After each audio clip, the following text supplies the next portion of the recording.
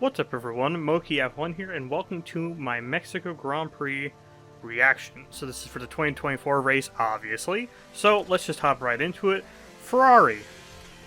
How are they this fast? I don't understand where this came from. I mean, that mid-season slump, we all knew they would improve a little bit from there, but that was crazy how much they've improved in these last two races. And Carlos Sainz, I mean, I'm probably gonna, if he continues at this pace, I'm gonna make this joke until whenever I decide to stop making F1 videos.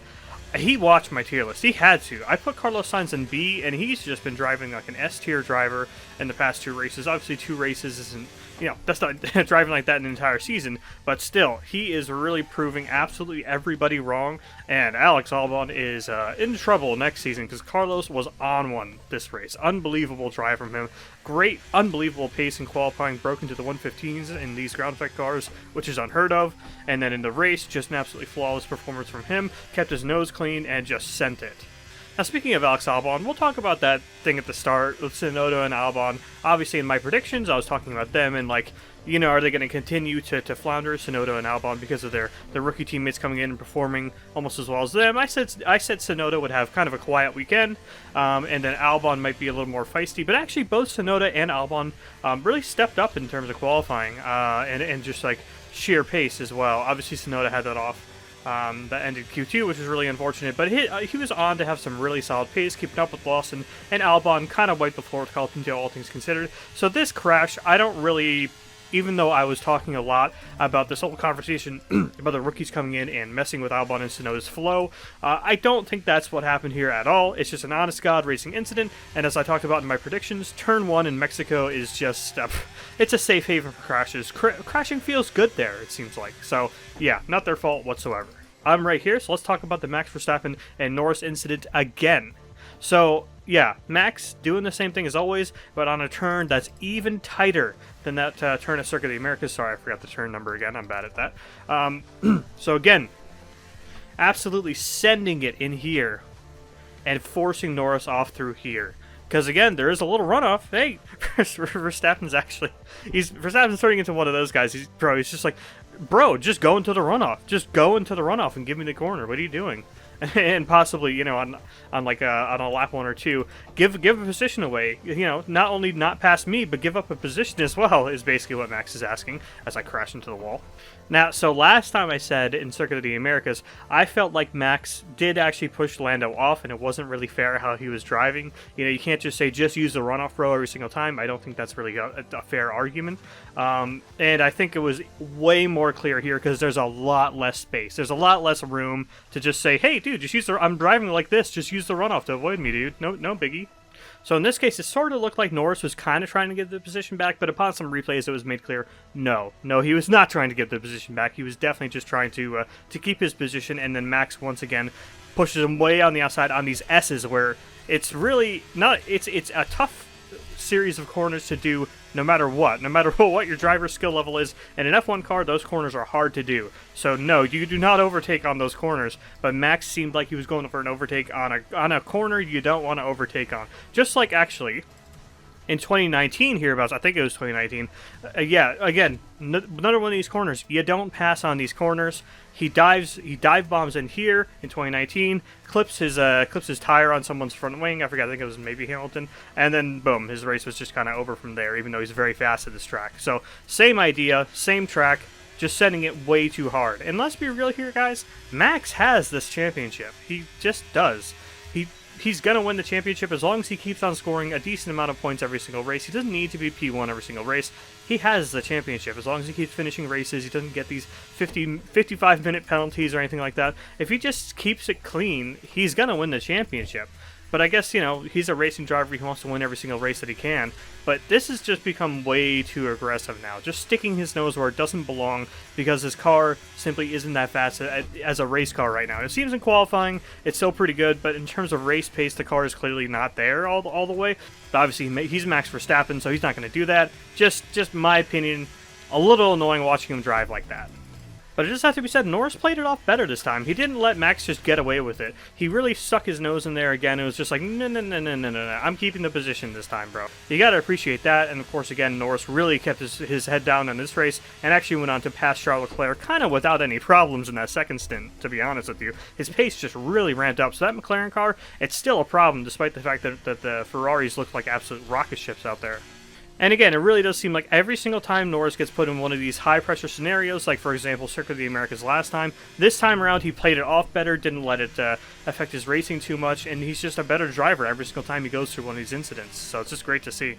Now that Mercedes battle was completely and utterly awesome, to be honest. That was the best battle of the race, I would say.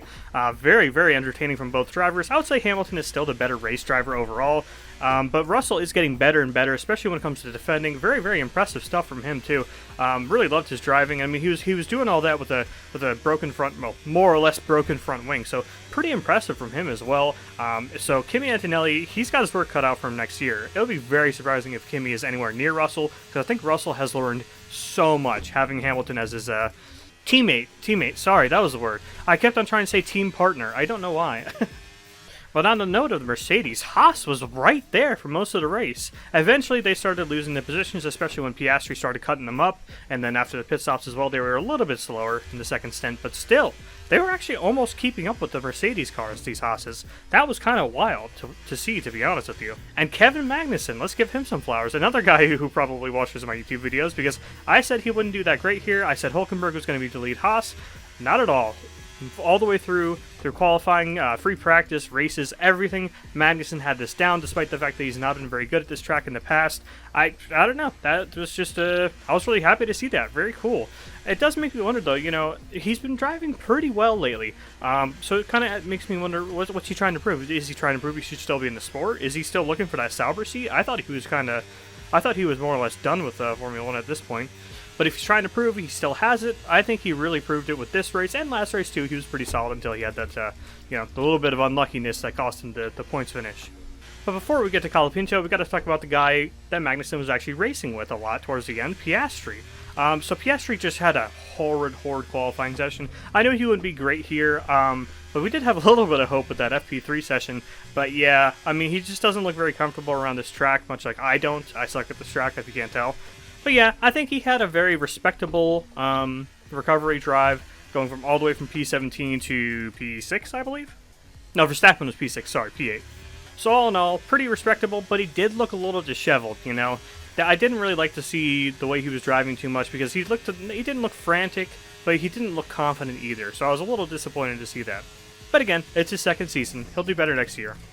So back to Colapinto, I would say this was another mega mature drive. He's just doing these insanely long stints on these hard tires, and he's just killing it, to be honest. And geez, getting that fastest lap towards the end of the race, that was insane. Obviously, he didn't hold the fastest lap, but after he pitted, he got the fastest lap, and it stuck until the end. That was crazy, until Norris was making his crazy heavy charge. As for that little incident with Lawson, I think I only saw like one replay from it, but yeah, I mean, it more or less just looked like a racing incident. I don't think it was Colapinto's fault whatsoever, but on the note of Lawson, wow, he is feisty. And I guess at this moment you have to ask, do you like Max Verstappen? Because you'll probably like Lawson, because man, he was aggressive this race. He was not taking anything from anybody. He really just shoved his nose in there, was very, very defensive. I would say for the most part fairly clean, but man, he was aggressive. And like I said, is this guy another Max Verstappen in the works? Just, you know, not 18 years old when he starts?